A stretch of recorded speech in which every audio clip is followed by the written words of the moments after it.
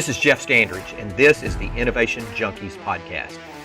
If you want to drastically improve your business, learn proven growth strategies, and generate sustained results for your organization, you've come to the right place. Over the next half hour, we're going to be sharing specific strategies, tactics, and tips that you can use to grow your business, no matter the size, no matter the industry, no matter the geography. We'll be talking about everything from sales and marketing to organizational, operational, and leadership effectiveness, to innovation, digital transformation, everything in between. Routinely, we'll bring in a top mover and shaker, someone who's done something unbelievable with his or her business. We'll dig deep. We'll uncover specific strategies, tactics, and tools that they've used to help you achieve your business goals. Welcome to the Innovation Junkies podcast.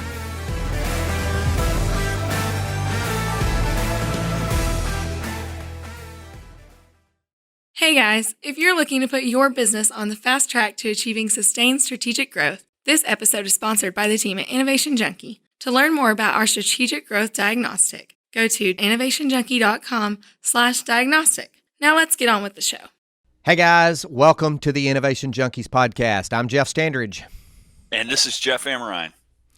Glad to have you here today. Boy, we've got a great guest with us today, Charles Morgan. Charles is the Chief Executive of First Orion, Chairman of the Board, Chief Data Inspector, race car driver, jet pilot, and all-around good guy.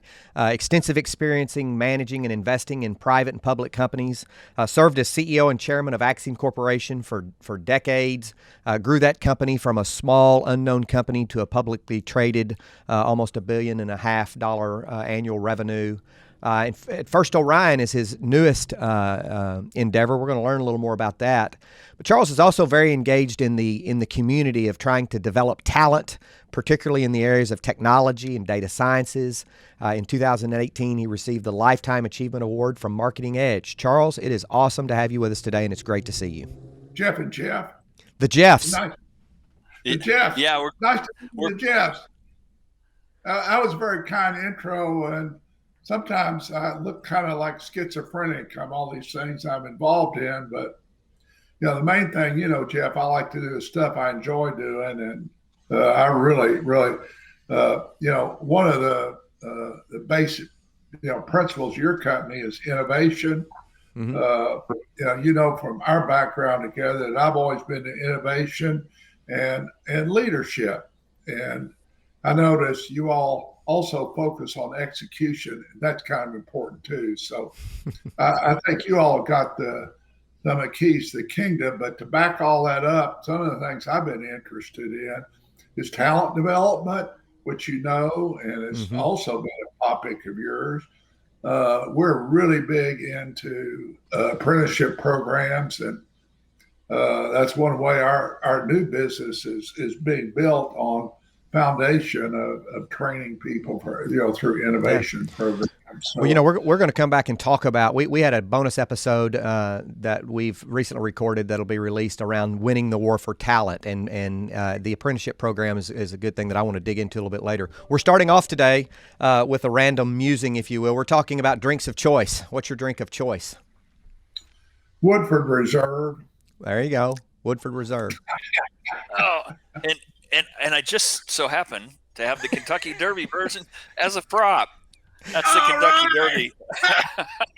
I'm a bourbon guy too. Good choice. All right. Well, that's quite unexpected, boys. Well, and I'm the outlier here. I'm probably more of a Grey Goose guy. So. Well, and listen. I compare you and my my wife actually. When I was in Poland, Charles remembers the time when I was spending a lot of time in Poland, and I took the office manager out to a liquor store to buy some Polish vodka, and because I wanted to bring it back, and so I find this vodka over here, and it's like a honey vodka, and I asked her, I said, "Marta, do you think this would be a good one to take back home?" And she says, "I think your wife would like it." Yeah. So, what's she trying to tell you there? Trying to tell me, yeah. Yeah, craft beers are kind of a dime a dozen, but I really like an imperial stout that's been barrel aged in something where you get that nose of a bourbon or a good whiskey, and it's a really dense, hearty beer. That's probably my drink of choice. But it's hard for me to just choose one because I like the brown liquor a lot. Is it Lost 40 that's got that barrel aged version of Love Honey that's bourbon aged I or don't know. something like that? Yeah, it's pretty good. I think you can only buy it in the store. I can see where this whole thing's going. We're going to forget about innovation and all that crap and walk into it. Well, hey, anybody got a drink? Yeah, that's right. Get us started, and then it just goes downhill from there. Well, let's talk about innovation, Charles, and maybe just start about, and I have to tell you and even say publicly, I tell people every time when I talk about my own origin story that I came to the world of innovation and entrepreneurship from the world of being a change agent and an entrepreneur, and that comes from you and Axiom and the experiences that you gave to me. So publicly, I just want to say a word of thanks. I wouldn't be where I am today or doing what I'm doing today had you not pushed me into areas that perhaps I wasn't comfortable at the time, but you gave me experiences that were invaluable. Well, I appreciate that. I think, the business that we're in and the business we're in now, they're truly driven by innovation. We're trying to do something that's never been done before in the world, and that's two of them. One of them is create, scam solutions, but also now our business is focused on what we call branded calling, and so that when you get a call on your phone, you're going to know who it is and why they're calling. And we want that to be delivered to every handset from every carrier. And the technology behind that is absolutely enormous, absolutely enormous. So our need for innovation, technologists, and people that can operate in the world of telecom as well as in the world of big data, it is challenging to get the people that we need. And it's training. But it's all got to be driven by extraordinary innovation. So let's talk about that. And you mentioned the word leadership a few moments ago. We say a lot that innovation and leadership are inseparable, particularly in the technology fields today. Can you talk a little bit about how a leader and how you particularly as a leader set up your culture and your organization to be one that innovates? Well, innovation doesn't come all from the bottom. It doesn't come all from the top. I'm trying to generate a 30-page white paper right now. And instead of me doing it all myself, I've got a team of 4 people working with me, and 3 of them are around the age 30. So, and we're getting input from, and one of the members is a little bit older, and a lead of the marketing organization. But I think you have to be able to insert the right kind of talent in the right place and put them in the right environment. And you said the point leadership. I am trying to, I'm trying to map out a lot of concepts and have them explore these concepts and put them into a form that is consumable by the entire organization. So, you've got to innovate, but you've got to figure out how do you sell. And I'll go back to the days of Abilitech at Axiom. You were there. Mm-hmm. Yeah, I was. Around those. Yeah. And you can't just innovate and they will come. You've got to innovate and sell it to everybody. And you've got to get, the lowest to the highest level in an organization. So innovation is, again, about leadership. Does that concept make sense? You've got to infuse these ideas in the whole organization. It's got to be top to bottom. And as you develop it and you educate people on it, you have to use planning events. We're going to do a planning event in about 3 weeks, which you're very familiar, the same planning events you used to go to, Jeff, or knew about.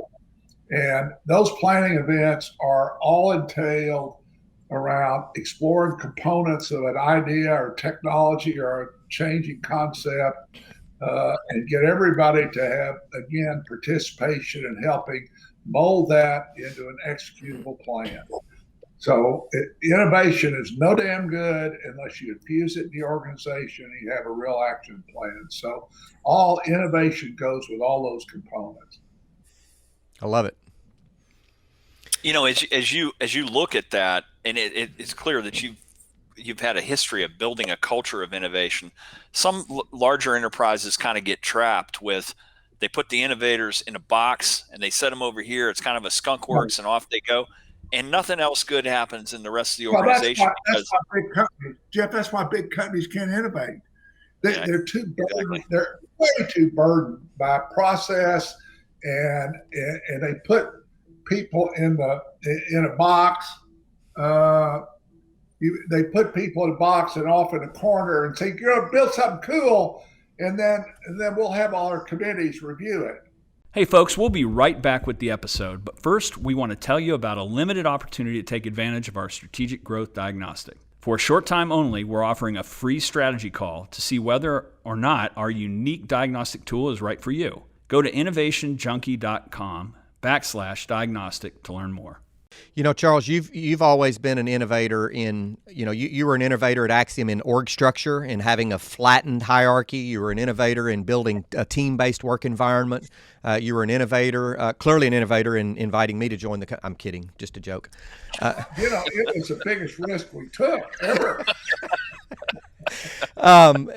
Now you're innovating in the areas of talent development. Talk a little bit about some of the innovations you're doing around bringing the concept of traditional apprenticeships, which we usually know for plumbers and welders and carpenters and electricians, how you're bringing that to the world of technology and data science. Well, going back to my historical experience, and again, something you're very involved in, we had Axiom University, and we were trying to teach DBAs and all other kind of people the concepts that would allow them to be successful in handling our customers' work at Axiom, which was database kind of stuff. Mm-hmm.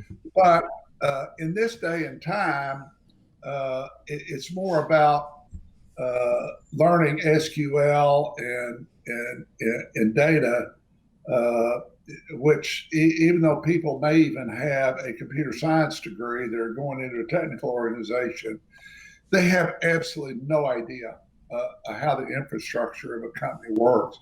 How there are 19 different ways how to do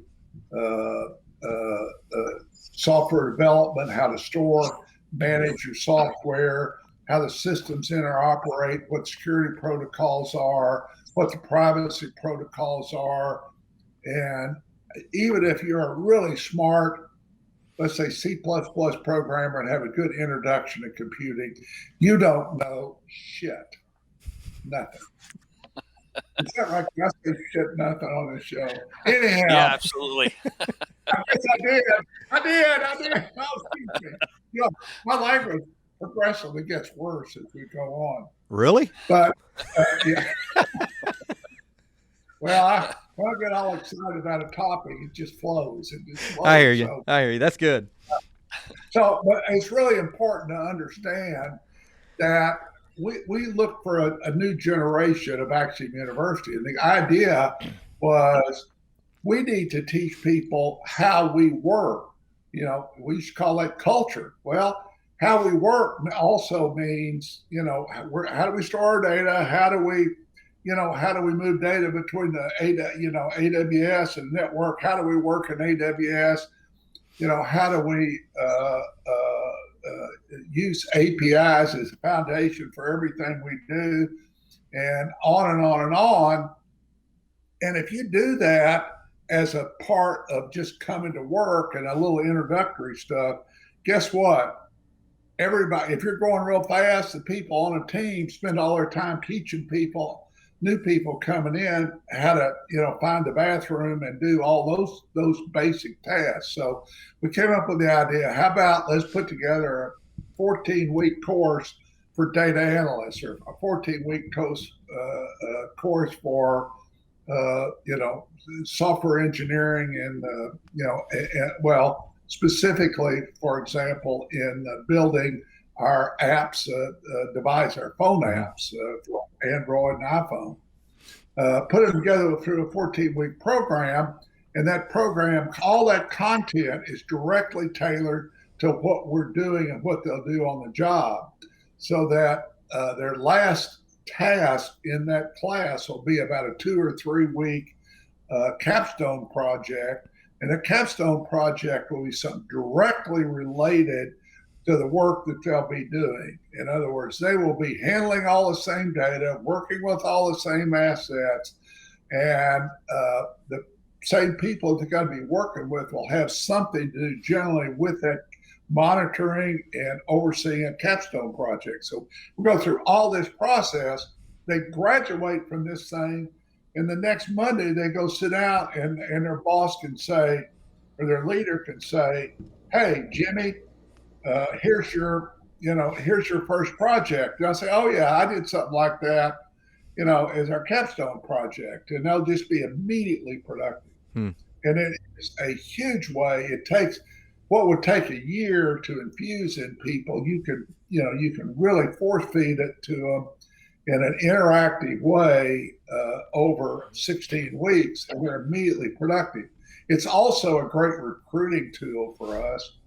We have the best luck recruiting for our apprenticeship programs of all, because these are certified programs. You actually get a certification when you finish. And it's from the Department of Labor, right?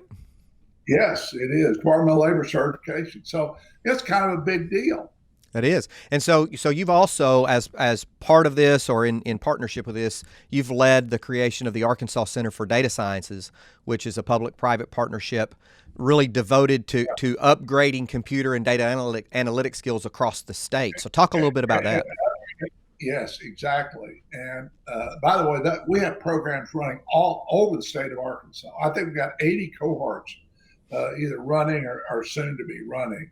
And each one of those have multiple, obviously, people enrolled in them. Mm-hmm. Some of them are, rather small, 5 to 10, and others are 30 people. So it's a really, really big effort. We have top flight leaders that are doing these, and the companies remember have to hire these people. The company hires them. They put them in this apprenticeship program that their people participate in building, and it has been an absolute roaring success. We get college universities to cooperate, companies to cooperate, State of Arkansas to cooperate. It is clearly the way of the future for training. People coming out of college universities ought to all transition into jobs through these kind of things. They're so much more efficient for the person and for the company. Very good. Very good. So let's talk a little bit more about First Orion. I know you mentioned it a little bit, but talk about some of the innovations that are going on there today and where you see that going. How big is First Orion now?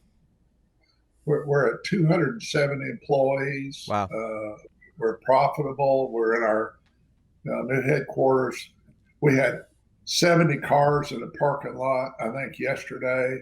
We're getting back to work pretty good. We have locations in Little Rock and Seattle, are two big ones. We have about 25 or 30 in Seattle. And we have, I think, 5 in London and about 5 in Dubai and about 9 people in Sao Paulo, Brazil. So we're growing. We expect to add at least 50 people by the end of the year. So it'll be over 300 people by the end of this year. And we are, I know we're adding about, seems like every week we have 3 or 4 new people coming in. We announce them at the Monday morning meetings. And the innovation that we're doing, Jeff, is all around the things that I mentioned earlier. We just call it all branded calling. When you get a call coming in, we want that call to be a full screen display that says, this is United Bankshares calling about your account, and on the line is Jeff Standridge. He's wants to talk to you about your account, and it shows that it's a secure call, and that's where we're headed, and we're providing underlying technology. We have 80 servers inside the T-Mobile network, who is our largest customer. We have. I keep trying to find out how big our Amazon footprint is. All I know is our expenses, just Amazon bill alone, is about $400,000 a month. So we are using a lot of IT resource in Amazon. And by the way, that would be about a 2-acre data center, I think, in Axiom old terms. But it's an enormous amount of resource. And we are also we're providing products directly now. We have 80 million people connected to our scam and enhancement solutions, and we call that all. We enhance a call, and we call it a branded call. And when it's branded, it is also scam protected. In other words, part of branding is saying, "Hey, this is a scam call." That's a brand. And we also say it's a U.S. bank, or it's a scam call. And those are services that are being expanded by adding more and more capability every day. And we are right now in negotiation to be able to expand those services to both some elements of both the AT&T and to Verizon. So it's really an exciting time for us. I'm sort of almost embarrassed to say it's. I'm having a lot more fun than I think I ever had at Axiom, and the main reason is this green field we're in right now is probably 10 times the size of the green field we had at Axiom in the early days of direct marketing. Well, the business problem is bigger, and it's more known by the general public. You know, we had to educate a lot of people at Axiom in terms of what we actually did. In fact, my wife never knew. People would say, "What does Jeff do?" She said, "I don't know. He works at Axiom," right? I don't know. Right now, nobody, there is no branded calling except caller ID, and most of the calls that come in, even though AT&T and Verizon both have some level of scam protection in their calls, I do know, because AT&T made the mistake of publishing the fact that we stopped 16 million scam calls a day. Guess what? We stopped at T-Mobile 65 million a day. Wow. So Charles, a question about that is, this is clearly great value to consumers. Do you see this as having a bit of a regulatory impetus as well? Do you see on a worldwide basis the regulators saying you have to do this if you're a carrier because people are fed up with getting this scam call? They are. In fact, they are in the U.S., and the rest of the world always lags the U.S. on this particular point.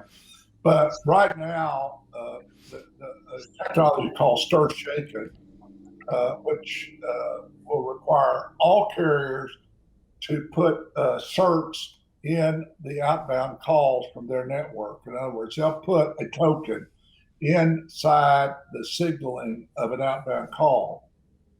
And if that signaling, if that arriving call doesn't have it, then eventually that call is not going to be delivered. Now, we're a long way from that, because there's so many ways that they don't get, certified on the outbound side. Now that, right now the calls that we get in from the outside on T-Mobile, I think about 30% have those certifications on them.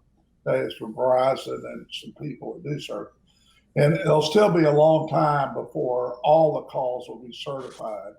And there still is some opportunity for fraud in that system. So as long as there's an opportunity for fraud, the bad guys will figure out how to explore it. But the U.S. is definitely leading that worldwide. And the Stir Shaken, which is the foundational technology, has been mandated by the FCC. It is mandated today. Will that extend? Will your capabilities extend to cover unwanted SMS text messages as well? Because I know recently I've been getting a variety of these things that are clearly phishing efforts. I have one. I have one that they think my name's Cindy and that I need to lose weight, and they've sent me several. I thought the same thing. You're Cindy. I'm Cindy. That's exactly right. But I believe this or not, we are in discussion. I'll tell you all stuff that I hope they don't hear, but we are in discussion with T-Mobile to do that. So if they hear that, they'll probably yank the whole deal, but whatever. Whatever. Well, Charles, it's been a pleasure talking with you today, and we're with Charles Morgan, CEO and Chairman of the Board of First Orion, an innovator at heart, a change agent at heart, someone who's been disrupting the status quo pretty much since he exited the womb, I think, and it's been a pleasure to have you with us today. It's even more of a pleasure to be on some of those disruptive journeys with you over the years. Thank you very much. My mother would agree with that, Early. Thanks so much for coming on.